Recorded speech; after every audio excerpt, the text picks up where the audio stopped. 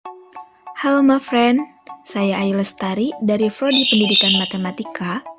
Di sini saya akan melanjutkan membahas awal matematika modern mengenai ilmuwan dan penemuannya tentang matematika awal modern. Ada Galileo Galilei, Johann Kepler, Desargues, René Descartes, penulis geometri, dan Blaise Pascal. Galileo Galilei 1564 sampai 1642, seorang putra bangsawan Florentin yang lahir di Pisa pada tahun 1564. Beliau terkenal dengan temuan awalnya tentang isokronisme pendulum kesamaan waktu bandul. Beliau telah melakukan observasi terhadap lampu-lampu gantung yang bergoyang perlahan-lahan. Lalu, beliau menggunakan waktu ayunan itu dengan menggunakan detakan jantungnya sebagai pengukur waktu jam dengan teliti. Pada usia 25 tahun, beliau diangkat menjadi seorang guru besar matematika di Universitas Pisa. Beliau melakukan eksperimen pada menara Pisa yang miring, bahwa benda yang lebih berat tidak akan jatuh dibandingkan dengan benda yang lebih ringan. Ini bertentangan dengan penegasan yang diberikan oleh Aristoteles, bahwa benda jatuh kecepatannya berbanding lurus dengan beratnya. Tahun 1607, beliau menguraikan penemuannya tentang teleskop yang dibantu oleh seorang pengasah lensa berkebangsaan Belanda yang bernama Johann Lippersheim. Teleskop karya beliau memiliki daya pembesar yang lebih dari 30 kali diameter lensanya. Dengan teleskop ini, beliau meneliti tentang adanya bintik-bintik hitam pada permukaan matahari, adanya gunung-gunung pada permukaan bulan, garis edar Saturnus, Venus, dan 4 buah satelit penerang Jupiter.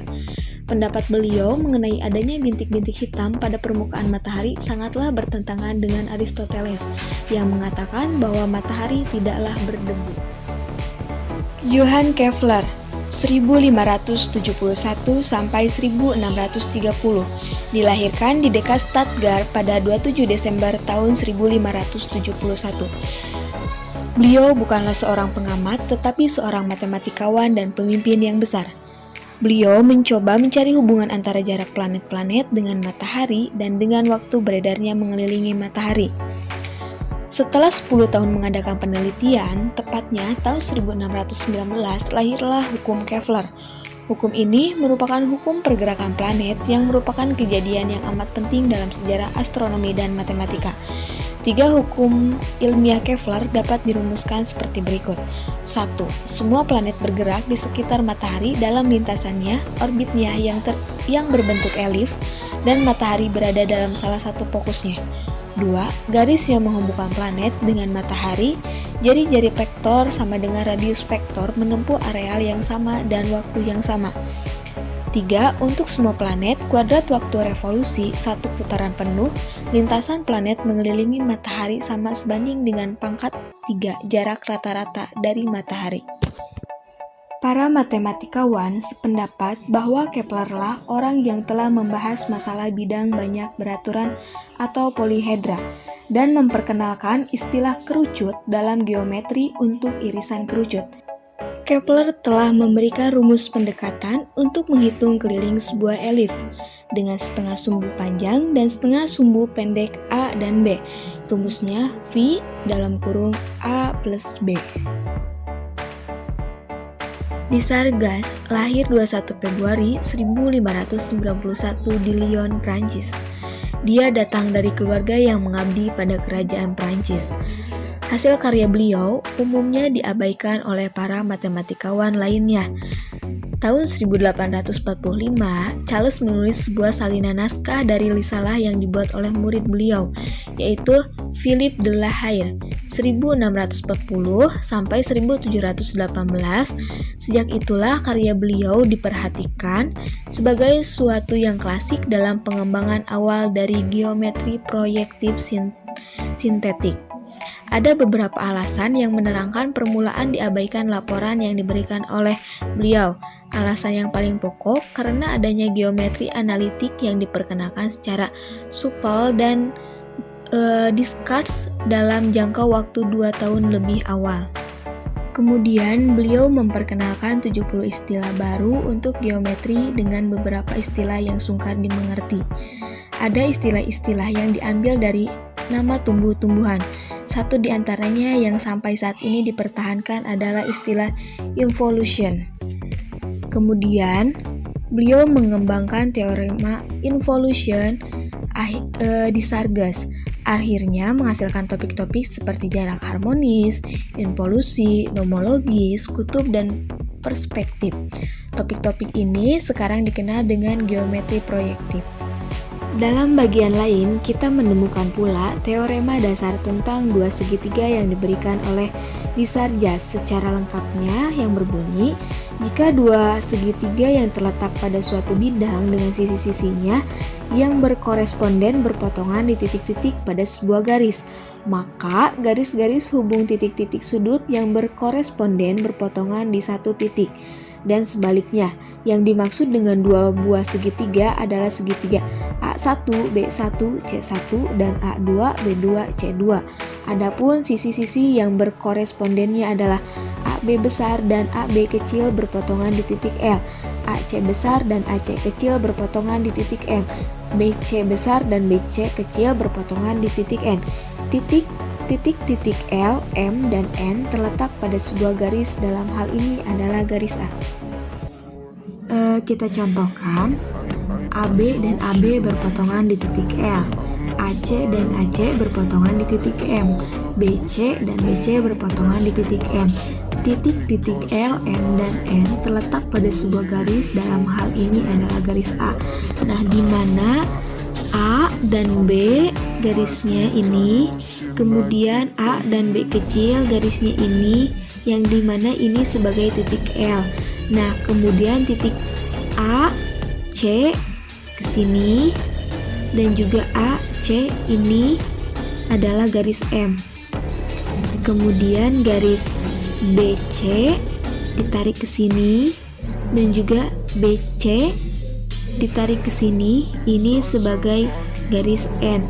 Nah, di mana titik L, M, dan N terletak pada sebuah garis, dalam hal ini adalah garis A.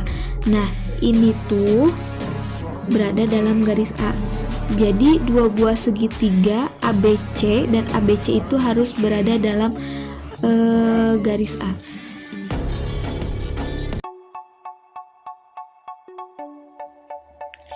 René Descartes, penulislah geometri, di antara para penggerak revolusi sains abad ke-17.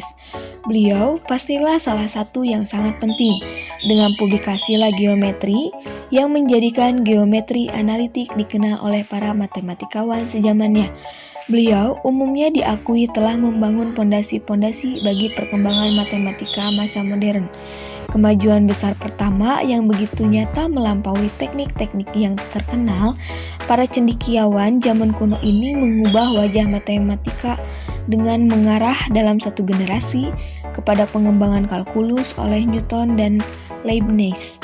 Tidak berlebihan jika kita katakan bahwa kerja beliau menandai titik peralihan menuju matematika modern. Tahun 1617, usia 21 tahun beliau mendaftarkan ketentaraan sebagai sukarelawan muda. Pertama kali bergabung dengan pasukan Pangeran Maurits dari Nassau di Belanda, bertugas di bawah pimpinan Duke Bavaria. Tanggal 10 November 1619, beliau bertugas pada musim dingin bersama pasukan Bavaria di sepanjang sungai Danube. Adalah suatu waktu yang menentukan dalam kehidupan beliau. Dia melepaskan diri dari cuaca dingin dengan berdiam diri di sebuah poelek atau panas. Beliau kelelahan di ruangan panas tersebut, lalu beliau mengalami 3 mimpi, di mana mimpi ini menemukan pondasi-pondasi dari suatu sains yang mengagumkan. Ketika itu pula, karir masa depannya sebagai matematikawan dan filsuf terungkapnya baginya. 1628 beliau sampai pada masa produktif dari kehidupannya, di mana beliau mengucilkan diri, bermeditasi, dan menulis selama 20 tahun. Periode 1629 hingga 1633. Dalam hidup beliau dicurahkan untuk menyusun suatu teori kosmologis tentang vortex untuk menjelaskan semua fenomena alam, sebagai kajian dari buku teks fisika yang dia namakan Le Monde dunia. Pada malam saat Le Monde tuntas ditulis, beliau mendengar bahwa karya Galileo diterbitkan setahun sebelumnya telah dikutuk oleh pihak gereja. Karyanya sendiri menegaskan akan membuatnya bersalah seperti halnya Galileo. Beliau pun dengan bijak meninggalkan proyeknya. Blaise Pascal 1623 sampai 1662 terkenal bersama Fermat sebagai penggagas bersama teori probabilitas yang tidak diragukan, terampil dalam bidang sekaligus menjadi penulis berbakat dan filsuf religius sebagai matematikawan kreatif dan ahli fisika. Karya awal Blaise Pascal. Pada usia 16 tahun, beliau menguasai elemen dan Euclid tanpa bantuan dari orang lain yang berkembang pesat dalam geometri. Di usianya, ia telah menemukan beberapa teorema yang berhubungan dengan kurva. Sampai 3 tahun berikutnya, ia telah menemukan mesin hitung yang pertama. Kemudian tahun 1650, beliau merancang sebuah mesin operasi aritmatika dasar penjumlahan dan perkalian yang disebut Pascalin. Tahun 1655 sampai 1658, beliau menulis karya-karya yang membuatnya terkenal dalam bidang kesusastraan. Salah satunya adalah serangkaian pamflet satiris berjudul A Letter Written to a Professional by One of His Friends. Pada saat itu, pikiran beliau pernah beralih lagi ke matematika yang terkait dengan sebuah kurva, yaitu sikloida yang disebut dengan Helen of Geometry.